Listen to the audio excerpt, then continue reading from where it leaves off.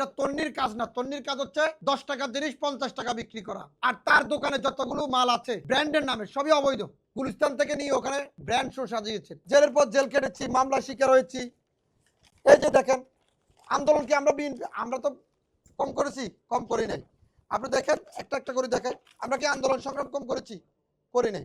তাহলে সে কোত্থেকে উড়ে এসে আমি কম হামলার শিকার হয়েছি? সে এই যে আমি 28 অক্টোবর দেখেন, আমি তো সবসময় তোমাদের স্বপ্ন পূরণেরই চেষ্টা করব, আর সাথে তো এএইচজেড আছে। এই ডিগ্রিটা তোমাদের জন্যই। তোমরা না থাকলে এটা কখনোই সম্ভব হতো না। AHZ ইউকেতে পড়াশোনার সেরা পছন্দ।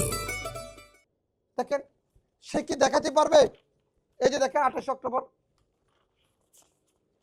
এই যে দেখেন আমি যখন গ্রেপ্তার হয়েছিলাম 28 অক্টোবরের পরবর্তী সময়, এই যে দেখেন আমার উপর ছাত্রলীগ যুবলীগ কিভাবে ঝাঁপিয়ে পড়ছিল।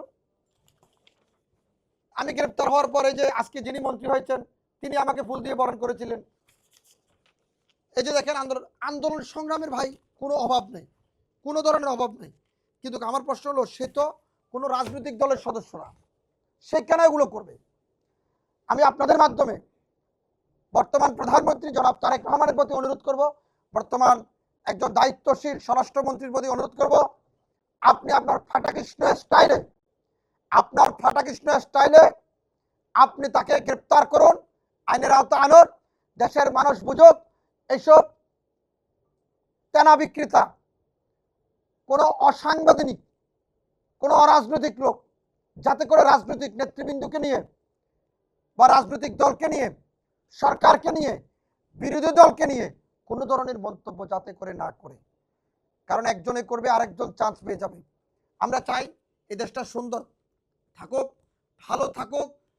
আমরা কিছুদিন যে সরকার ক্ষমতা আসছে, আমরা অনেক কষ্ট করেছি। আজকে যারা বিরোধী দল তারাও কষ্ট করেছে, যারা সরকার দল তারাও গত 15 বছর যারা ক্ষমতা ছিলেন তাদের বিরুদ্ধে অনেক কষ্ট করেছে। হয়তো আমাদের মতের অমিল ছিল, মতের পার্থক্য ছিল, এটা আমরা ঠিক করব।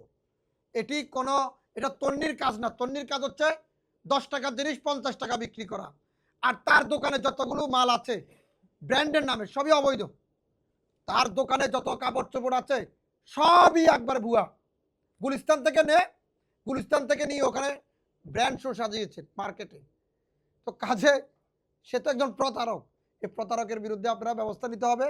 আর আমি পরিশেষে এতটুকু বলবো, আমরা সবাই সরকার বিরোধী দলকে সহযোগিতা করব, যাতে করে আমাদের সাধারণ মানুষ কিছুদিন স্বস্তি পায়, নিরাপদে থাকে।